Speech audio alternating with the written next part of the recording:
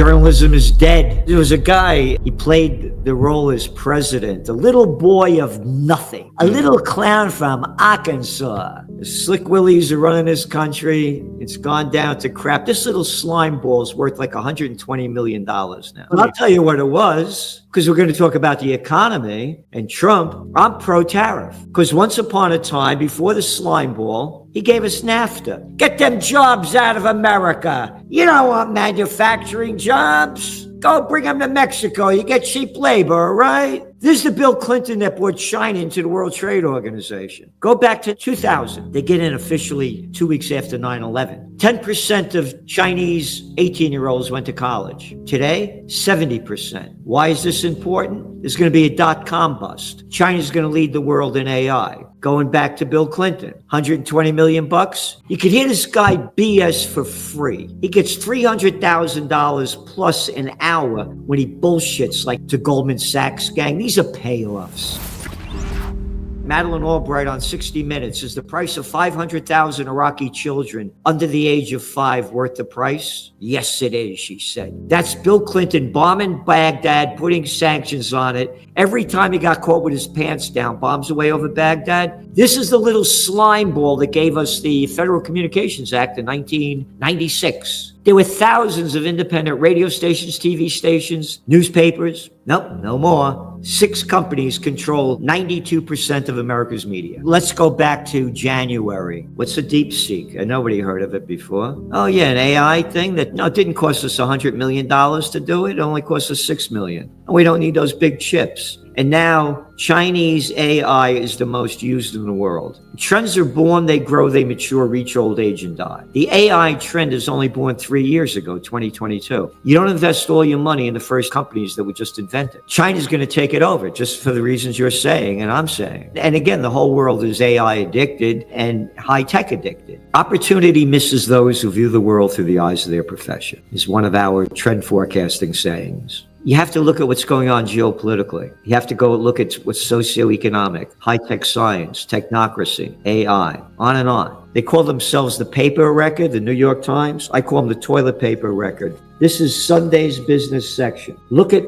all of this stupid picture that used to be once upon a time that was all text. Look at this. That's it. That's the business section. Again, that's why I'm saying journalism is dead. I've been at this for 45 years. Never, ever have I been so concerned about the future as we are right now. Again, go back to the Trends Journal, 2024, golden year for gold. Gold went up, 30%. This year it's gone up again. We've been bullish on gold and silver and Bitcoin. Am I a Bitcoin fan? No, but I've been positive on it for nearly a decade. And now Trump got into office. We said this thing's going to fly up. This is the Trump, by the way, that came out and said, what, that Bitcoin was a fake, it was no good, the whole family's in it. Now let's go back to gold. Trump is going to do everything he can to lower interest rates. And if anybody thinks that he can't do it, grow up. Let's look at the facts. 2018, Dow had the worst December since the Great Depression. What did Trump do? Forced Jerome Powell to lower interest rates. What did Powell do? He lowered them in January 2019. What happened to the Dow? Only went up over 20%. It's one big club and you ain't in it, as George Carlin said. So who was the last Treasury Secretary? Ms. Fatjabrud, Janet Yellen, right? What was the previous role? Oh, playing a Fed head. So it's the same club. So now the lower interest rates go, the deeper the dollar falls. The deeper the dollar falls, the higher gold prices go up. Because gold is dollar-based, and now it's cheaper for other countries in them to buy gold. And you're seeing the numbers coming out. They're buying it like crazy. Number 2 is that it's going to be the death of the dollar.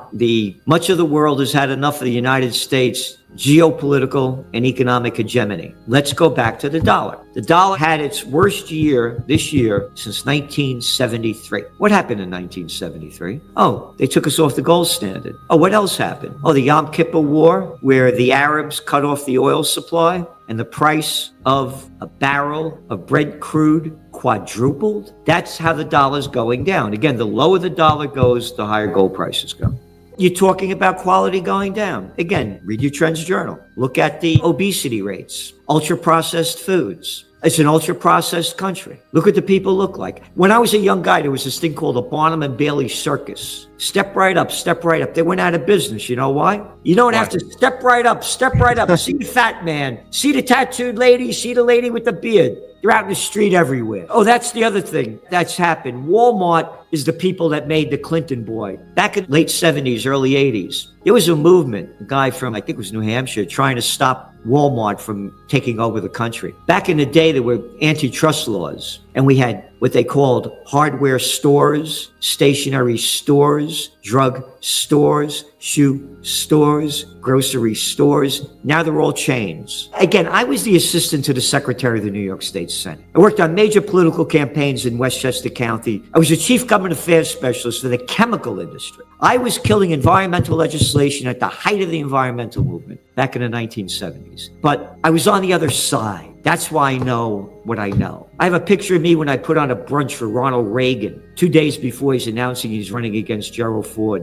1976, I was 30 years old. I've been with presidents, prime ministers, and princes. I know what the other side is. It's a crime syndicate that people call the government. They're arrogant little pieces of scum that are destroying not only the United States. How about that little guy over there in France, Macron? The best cartoonist in the world. Remember Boris Johnson with the hair? Mm-hmm. And now they got that little nothing of a clown there, Starmer in the UK. How about the little warmongering from BlackRock that's running Germany now? Merz, building up their defense. $1 trillion. Oh, you liked World War I Germany? Oh, no, you liked World War II Germany. The Germans that killed over 25 million Russian people in Operation Barbarossa in World War II. And he's going, we have to stop those Russians. They will invade Europe if we don't stop them. Oh, Germany, the third largest economy in the world, the largest in the EU, that's been in a recession for 2 years. And now you're borrowing $1 trillion? Oh, we're going to build the infrastructure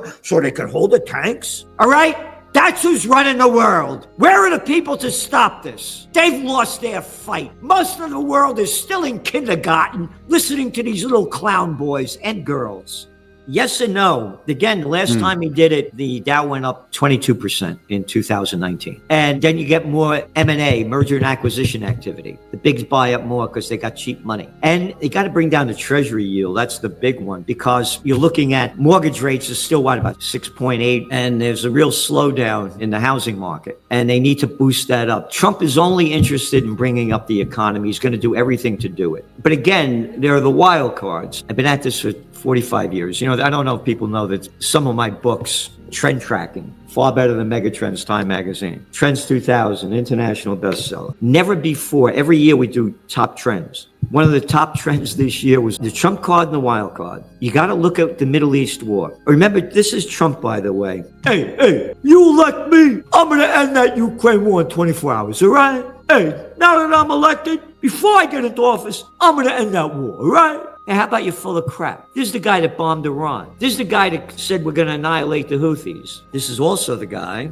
that said, I want to see the Middle East get back to peace and real peace, but a peace that is going to be a lasting peace. I want immediate peace. That's when he's running for office. I want immediate peace with the Ukraine war. We want to have peace on earth all over. Here, if I were president, I would have that Ukraine war settled in 1 day, 24 hours. That's the BS crap that he said when he's running for president. Trump was so narcissistic that they sent him to military school. He's only concerned about himself. France and the UK just made a deal that if Russia attacks either one of them, they unite and go to war against Russia. They're all spending this money to build up their military, and this is the BS that they're pushing out there, that's going to build up their economy. No, it's not. Economies are built up when the products that are manufactured in a country are bought by the people. The products that are being manufactured, the bombs, the tanks, the planes, the shit, people aren't buying them. That's only enriching the military-industrial complex, which Dwight D. Eisenhower, 5-star general, Supreme Commander of the Allied Forces in World War II, and 2-term president, said that the military-industrial complex is robbing the nation of the genius of the scientists, sweat of the laborers, and the future of the children. So they're not building up the military.